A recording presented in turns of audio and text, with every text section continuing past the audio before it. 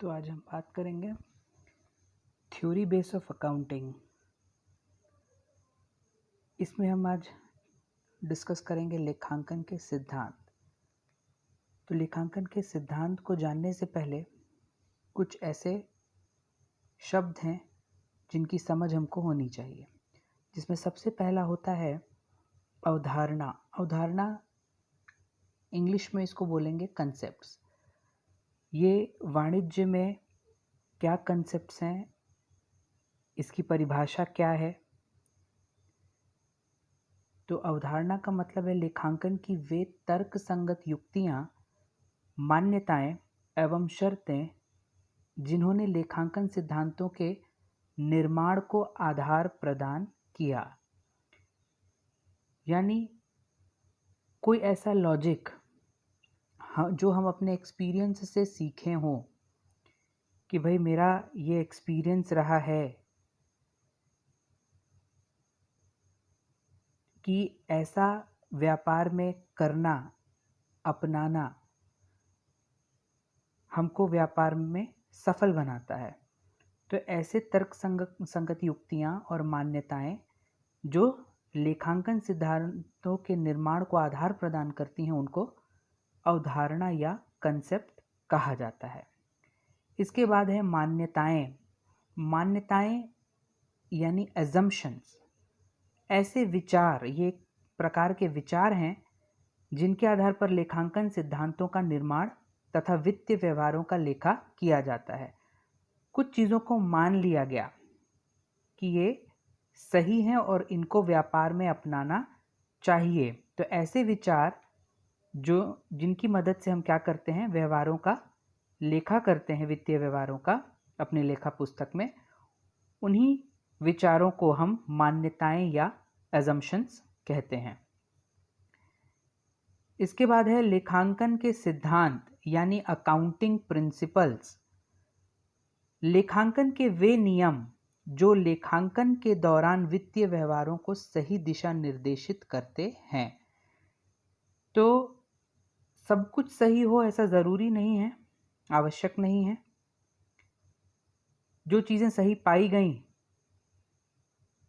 किसी चीज़ को करते, उपयोग में लाकर देखते हुए, तो उनसे एक नियम बना और उन्हीं नियमों का नाम जो हमको लेखांकन में मदद करते हैं, सही लेखा पुस्तक बनाने में मदद करते हैं, उनको ही कहा जाता है लेखांकन के सिद्धांत या अकाउंटिंग प्रिंसिपल्स।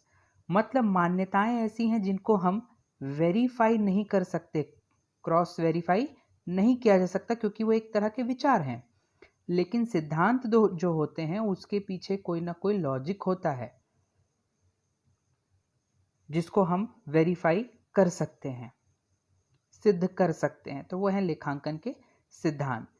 अब हर कोई अलग अलग सिद्धांत करे, अलग अलग रूप में करे, अलग अलग समझ से करे, तो उस चीज को हटाने के लिए कुछ छुपा ना रहे, निश्चित हो, एक जैसा हो ताकि तुलना की जा सके, तो उसके लिए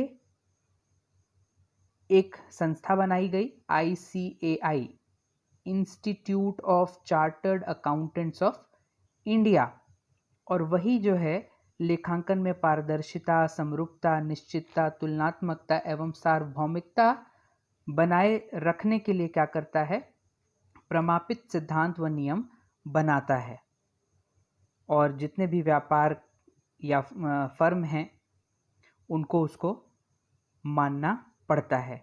तो उन्हें कहा जाता है लेखांकन प्रमाप। इसी के साथ अब हम चर्चा करते हैं दो महत्वपूर्ण मान्यताओं या अवधारणाओं पर, जिसमें पहला है लेखांकन अस्तित्व की मान्यता। इस अवधारणा में क्या माना जाता है कि जो स्वामी है और व्यापार, ये दो अलग अलग इकाई हैं। स्वामी और व्यवसाय दो अलग अलग इकाई हैं, यानी वो पृथक एवं स्वतंत्र हैं। जो संपत्ति स्वामी की है, हम ये नहीं मान सकते कि वो व्यवसाय की भी है। यही कारण है कि स्वामी द्वारा व्यवसाय में लगाया गया धन व्यवसाय का दायित्व माना जाता है कि जब व्यवसाय बंद होगा और स्वामी को वो पैसा लौटाना है, दायित्व है व्यवसाय के ऊपर, वो पैसा जो स्वामी ने व्यवसाय में लगाया वो दायित्व माना जाता है। उसी तरह स्वामी भी व्यवसाय की सारी संपत्ति को अपनी संपत्ति नहीं मान सकता, इसीलिए जो भी धन वो व्यवसाय से निकालता है समय समय पर उसका हिसाब रखता है कि कभी ज़रूरत पड़ती है व्यवसाय में और व्यवसाय द्वारा मांगा जाता है तो स्वामी उस निकाले हुए धन को वापस भी करेगा। इसी तरह दूसरी महत्वपूर्ण मान्यता है चालू व्यवसाय की मान्यता। चालू व्यवसाय की मान्यता, इस अवधारणा में यह माना गया है कि लेखा पुस्तकों में व्यवहारों का लेखा इस आधार पर किया जाता है कि व्यापार लंबे समय तक चलता रहेगा और बंद नहीं होगा।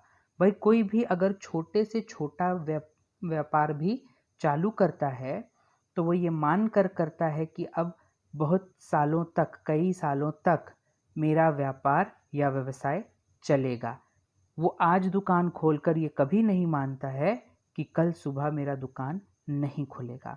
और इसी कारण से तो क्या होता है कि जो भी संपत्ति है उसमें घिसावट या ह्रास की गणना की जाती है कि फर्नीचर हमने खरीदा है तो 10 साल के बाद हमको इसको बदलना भी पड़ेगा, तो उसके मूल्य में वो क्या करता है, ह्रास या घिसावट की गणना करता है।